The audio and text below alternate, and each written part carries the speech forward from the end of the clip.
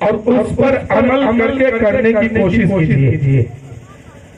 اور شادی جو ہے سکون کی چیز ہے، شادی خوشی کی چیز ہے، شادی اطمینان کی چیز ہے. اور اس میں ہماری قوم کیا کرتی ہے؟ کوئی ڈی جے لے لیتا ہے. آج کل جو ہمارے نوجوان لوگ جو ہے نا، جتنا پڑھتا لکھتا نہیں ہے، دلی بمبئی کماتا ہے، ان لوگ کما کے آتا ہے اور شادی بیاہ میں خوب ناچتا ہے.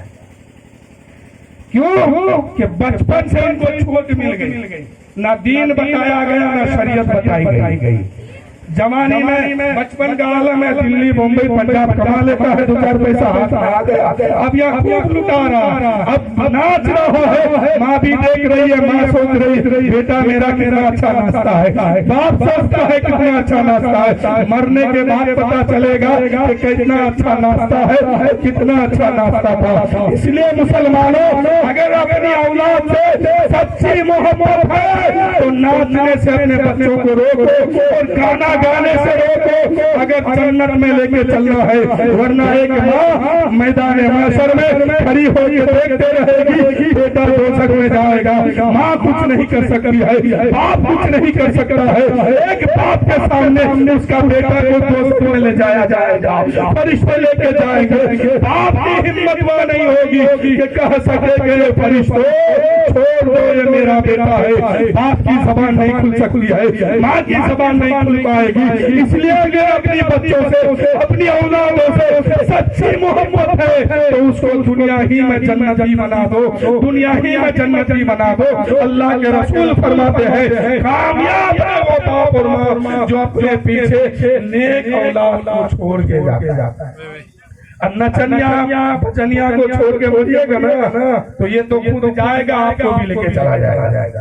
اس لیے ہمیشہ اپنی اولاد کو یہ تربیت دینے کی ضرورت ہے کہ ہم مسلمان ہیں، ہمارے لیے اللہ کا کیا حکم ہے، رسول کا کیا حکم ہے. آج شادیوں میں کیا ہوتا ہے، چچا ناراض ہے، چچا ہاتھ جوڑتے ہیں، معاف کیجئے چلیے شادی میں. دادا ناراض ہے، ہاتھ جوڑتے ہیں، چلیے شادی میں معاف کیجئے. بہت اچھی بات ہے. باپ ناراض ہے اس کو مناؤ، ماں ناراض ہے اس کو مناؤ، چچا ناراض ہے اس کو مناؤ، پڑوسی ناراض ہے اس کو مناؤ. بہت اچھی بات ہے. لیکن سب کو منانے کے بعد آخر میں اللہ و رسول کو ناراض کر دیتا ہے. کیسے؟ شادی سنت کے مطابق نہیں کرتا ہے.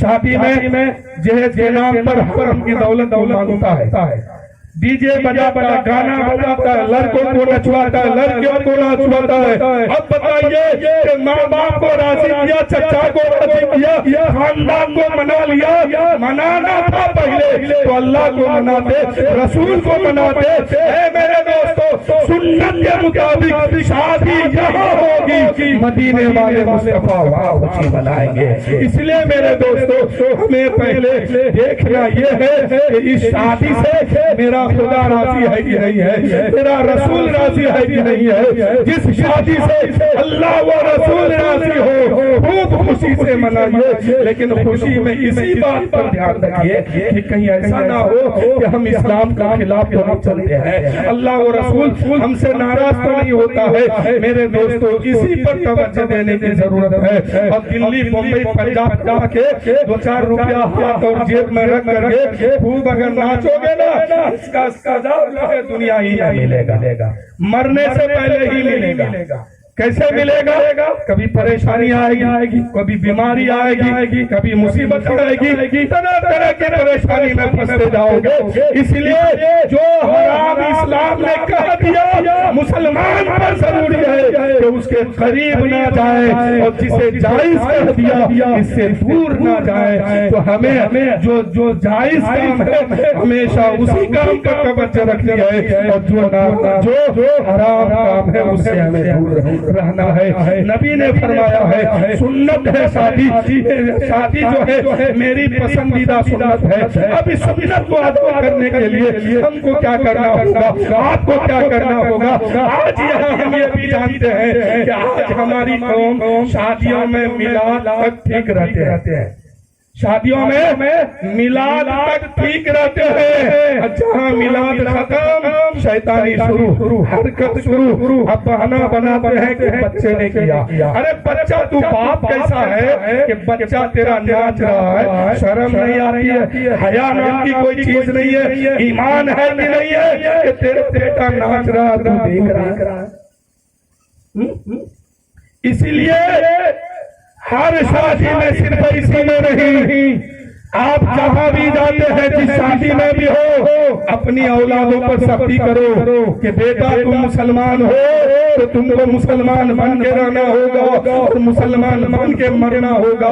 जो मुसलमान बन के मरेगा इस दुनिया से जाएगा वही कामयाब है। और मेरे दोस्तों, हमको आपको सबको और पूरी समाज को इस पर तवज्जो रखनी है कि जिस शादी में नाच हो, डीजे हो, गलत बात हो, लड़कियों को नचवाता हो, लड़कों को नचवाता हो, उसमें आप शिरकत मत कीजिए। चाहे वो आपके भाई की शादी क्यों ना हो, आपके रिश्तेदार की शादी क्यों ना हो, दो चार जगह ऐसे करो ना, फिर हमेशा नाचने वाला ठंडा हो जाएगा, नाच बाजा खत्म हो जाएगा। इसलिए मेरे दोस्तों, हमें सुन्नत मुस्तफा पर अमल करके शादी करनी है, फिर इस शादी में बरकत होगी।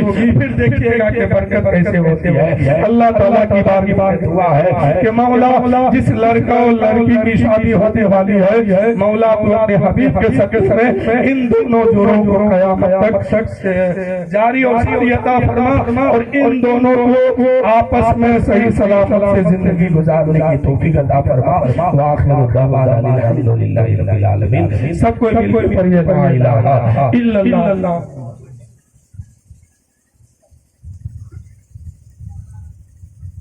मुस्तफा जाने रहमान